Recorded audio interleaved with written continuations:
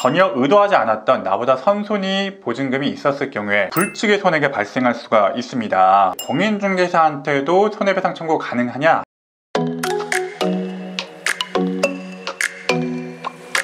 네, 안녕하세요. 실전 법리를 알려드리는 현변이고요. 오늘은 공인중개사 믿고 전세 계약을 했다가 6천만 원을 날리게 된 시청자분의 사연을 좀 리뷰를 좀 해드리려고 해요. 자, 이분의 경우에는 2억 원짜리 전세 계약을 체결했어요. 아주 일반적이죠. 여러분의 사례하고 좀 거의 비슷할 것 같아요. 근데 이분의 경우에는 다가구 주택의 전세로 들어간 거거든요. 이 다가구 주택 같은 경우에는 등기가 호실마다 나와 있는 게 아니라 전체 호실이 하나의 등기부에 나와 있습니다. 그래서 이런 경우에는 공인중개사가 앞전에 여러분보다 먼저 확정일자가 들어가 있는 세입자가 누가 있는지, 그리고 전세보증금 얼마인지, 그래서 선순위가 얼마나 있는지에 대해서 설명을 해줄 의무가 있도록 규정이 되어 있어요. 근데 보면은 아직도 이런 설명을 제대로 하지 않고 선순위 보증금이 적다고 축소하고 의도적으로 은폐를 해서 여러분께 손해를 주는 경우가 분명히 있습니다. 이분 같은 경우에도 한 10억에서 13억 정도 되는 다가구 주택에 들어가면서 공인중개사로부터 선순위 보증금 채권이 한 8억밖에 없다라고 설명 좀 들은 거예요. 그러니까 후순위로 들어가더라도 내 것까지 하면은 한 10억 정도 되는구나, 그럼 이게 경매가 되더라도 내 것까지는 충분히 받을 수 있겠구나 라고 생각을 했던 거예요. 근데 공인중개사가 사실은 1억 원 정도의 전세 보증금 채권이 더 있는 것을 알려주지 않았던 거예요. 의도적이었다고 볼 수 있었던 게, 이 공인중개사는 모든 호실을 여기서 전담으로 맡아가지고 임대차 계약을 체결했었거든요. 모를 리가 없잖아요. 1억 원짜리 전세 보증금이 선순위로 있다는 거를 알려주지 않은 겁니다. 그러면 이분 같은 경우에는 1억 원 정도가 지금 위험해진 상태이잖아요. 확정 판결을 받고 경매를 쳤는데 한 6천만 원 정도를 못 받게 된 겁니다. 요즘에 이 빌라나 다가구가 시가가 안 좋다 보니까 낙찰가율도 낮게 형성되면서 이분이 제일 후순위였기 때문에 한 6천만 원 정도 손해를 볼 수밖에 없었던 그런 상황이었어요. 열 받을 수밖에 없죠. 지금 내 피 같은 돈 6천만 원이 지금 날아가게 생겼으니까. 이런 경우에 많이 고민하시는 게, 공인중개사한테도 손해배상 청구 가능하냐? 라고 이렇게 많이 물어보십니다. 자, 보통 이런 레퍼토리로 진행이 되죠. 여러분들이 임차인이면요, 임대차 만기가 되기 전에 사전에 종료 통지를 하고 만기가 되면은 민사소송을 하게 됩니다. 이때 제목은 보증금 반환 청구일 것이고요. 임대인에게 청구를 해서 확정 판결을 받고 집행까지 하는 거죠. 이때 집행이 바로 경매를 치는 방법인 건데, 이 경매를 쳤을 때 낙찰가가 낮게 형성되는 경우, 또는 전혀 의도하지 않았던 나보다 선순위 보증금이 있었을 경우에 불측의 손해가 발생할 수가 있습니다. 여러분보다 앞단에 선순위 보증금이 하나 더 있었기 때문에 6천만 원 정도의 손해가 발생한 건데, 이 경우는 공인중개사가 정확하게 설명만 했더라도 이 집을 계약을 안 했을 것이고, 이 1억 원짜리 보증금 채권만 없었더라도 여러분들이 충분히 변제를 받을 수 있었던 상황이잖아요. 사실 예전에는 공인중개사에게 손해배상을 청구하자라고 먼저 말씀드리지는 않았어요. 왜냐하면 공인중개사에 대해서 과실을 책정할 때 법원에서도 굉장히 좀 소극적으로 잡아주는 경향이 있었거든요. 그래서 일반적으로는 임대인의 잔존재산에 먼저 청구를 하고, 그게 안 되면 최후의 수단으로 하자, 이렇게 말씀드린 경우가 많았는데, 최근에 어떻습니까? 이 임대인이란 사람들이 전세 사기꾼들이 많죠. 이 전세 사기꾼들이 자기 재산이 없으면서 갭 투자로 여러 개 막 부풀려 놓고 채무를 덤터기 쓴 그런 경우도 많고, 심지어는 이 집만 떠하는 그런 경우도 많단 말이죠. 그래서 임대인의 잔존재산을 청구를 하는 것이 실익이 별로 없는 경우가 많습니다. 그런 경우에는 이 공인중개사에 대해서 책임을 물기 위해서 소송을 진행하는 경우가 요즘에 꽤 많이 늘어나고 있어요. 그리고 이 전세 사기꾼과 한패가 되어가지고 중개 행위를 하는, 특히 중개보조원이나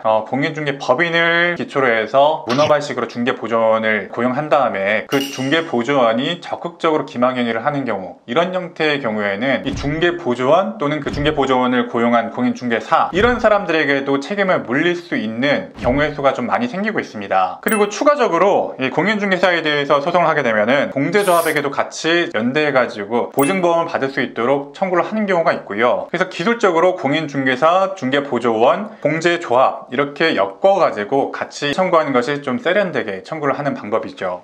그러면 보증보험 먼저 청구를 하면 안 돼요? 여기서 말하는 보증보험은요, 여러분이 가입한 전세보증보험이 아니고요, 공인중개사가 가입한 공제조합 또는 이 서울보증보험에서 하는 보증보험이거든요. 이 경우는 여러분들이 직접 청구할 수는 없고요, 공인중개사가 어떤 불법 행위를 했다는 것을 입증한 다음에 청구할 수밖에 없어요. 공인중개사 공인중개사를 패스하고 먼저 공제조합이나 보증보험에 청구를 하는 것은 어렵고요. 공인중개사를 엮고 같이 하면서 공제조합까지 같이 좀 엮어서 청구를 하는 것이 소송적으로는 안정감 있게 좀 청구를 하는 방법이죠. 제가 말씀드렸죠. 최근에 이 공인중개사 또는 중개보조원의 과실을 좀 높게 봐주는 경향이 있다고 했는데 여전히 핵심적인 쟁점은 이 과실이에요. 이 공인중개사가 과실이 있었냐? 중개보조원의 과실이 있었냐? 중개보조원의 과실이 있었다면 사용자 책임에 따라서 이 공인중개사도 같이 과실이 있었다라고 봐주는 게 우리 민법상 인정이 되거든요. 결국은 중개보조원이든 중개사이든 그 과실을 입증하는 것이 가장 중요하죠. 먼저 과실이 존재하는지 입증을 좀 해야 되고요. 이때 전형적으로 나오는 것이 이런 다가구 주택의 경우에는 확정일지 언제 있는지, 선순위 보증금이 얼마인지, 이게 근린생활시설인지 아니면 다가구인지, 다세대인지, 선순위 근저당 얼마 있는지 이런 거를 설명할 의무들이 있었는데 안 했다라고 했을 때 과실이 존재한다고 볼 수 있어요. 자, 근데 실제 재판에 가보면요, 이 과실이 있다고 하더라도 무조건 100% 받을 수 있는 게 아니고 과실 비율을 따지게 됩니다. 임차인도 계약할 때 어느 정도 주의를 기울일 의무가 있어요. 사실 이게 참 어이없고 좀 황당한데 공인중개사라는 직업이 뭡니까? 공인중개사는 나중에 법률적으로 어떤 조치를 했을 때 여러분들의 보증금을 안전하게 회수할 수 있게 도와주는 그런 사람들이었는데 때로는 오히려 전세 사기꾼과 공모를 해서 여러분들에게 피해를 줬음에도 불구하고 과실 비율에 감액이 된다는 게 어이없고 좀 황당하게 들리긴 하는데요. 그렇다고 현재 법상 무과실 책임은 아니기 때문에 여전히 과실의 존재와 과실 비율을 여러분들이 입증을 해야 돼요. 이게 사실은 좀 참 어렵죠. 과거에는 10%에서 50% 정도로 공인중개사의 책임을 제한하는 경향이 좀 컸는데 최근에 많이 발생하고 있는 전세 사기꾼 그런 유사한 경우에는 그 책임의 범위를 50%를 넘어서 60%, 70% 때로는 100%까지 인정하는 사례가 좀 늘어나고 있어요. 저는 이건 긍정적인 판례의 흐름이라고 좀 보고 있고요. 그렇기 때문에 이 소송에 들어가기 앞서서 공인중개사의 과실이 얼마나 있는지 어떤 형태로 입증을 할 수 있을 것인지를 꼭 따져보신 다음에 이 소송을 하시기를 추천을 좀 드려요. 자, 정리를 하자면요, 이 공인중개사에 대해서 소송을 하는 것은 여전히 최후의 수단이다. 먼저 여러분의 손해가 얼마인지가 확인이 돼야 되기 때문에 임대인에 대해서 소송을 하고 확정 판결을 받고 그 이후에 손해액이 확정이 되게 되면은 그 손해액을 기초로 공인중개사에게 청구하는 것이